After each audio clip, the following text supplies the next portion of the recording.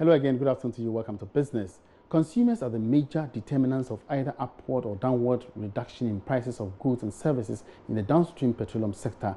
That's according to CEO of Gasop Oil Limited, Koyopoku. He made these remarks on the business edition of PM Express with Philip Namfuri. Koyopoku believes the deregulation policy provides an opportunity for consumers to push for lower prices. Now, consumers can also play a role in affecting the prices of the pumps, because you see, when the deregulation came about, the deregulation was meant for us, me and you, the customer, to be able to now drive what the price of the pump is. We're not doing such a good job at it. We have the consumer power, and in the market of demand and supply, where we, the consumers, now will be the determinant of where we go to buy our fuel.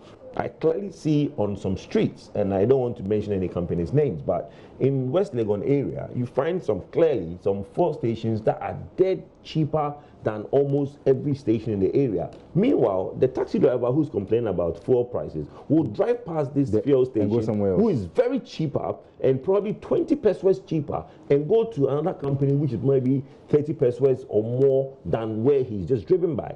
What you are doing is that you are not helping the deregularization.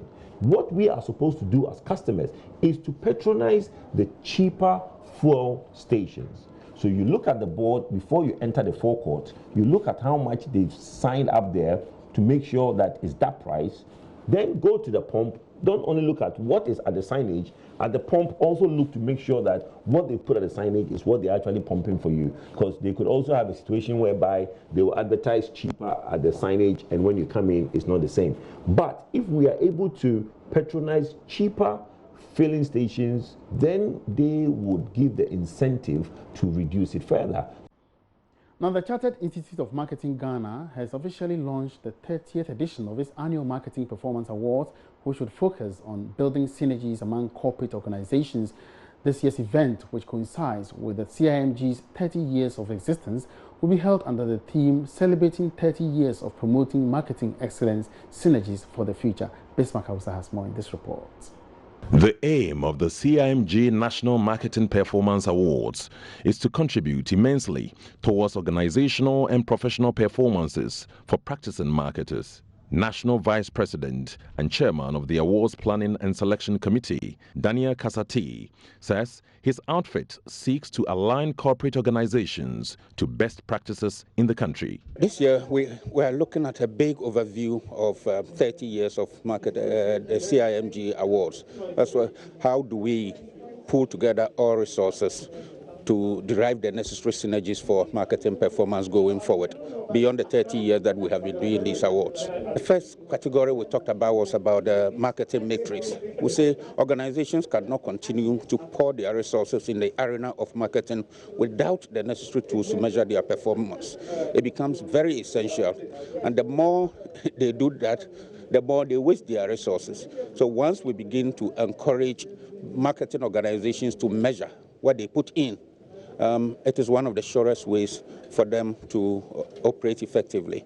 The CIMG is raising concern about the proliferation of award schemes and the challenges they pose. Mr. Kasati says even though his outfit does not seek to underestimate other awards organizers, the outcomes of such award ceremonies leave much to be desired. Well, sometimes it's good for the country, but it makes it difficult to select genuine awards from, the others. You will notice that most of them come on the scene, and in no time they fade away. If awards lack credibility, that is the end of it. We are witnesses to organizations that give awards and awardees refuse them. And that's all in business for now. Back to Benny.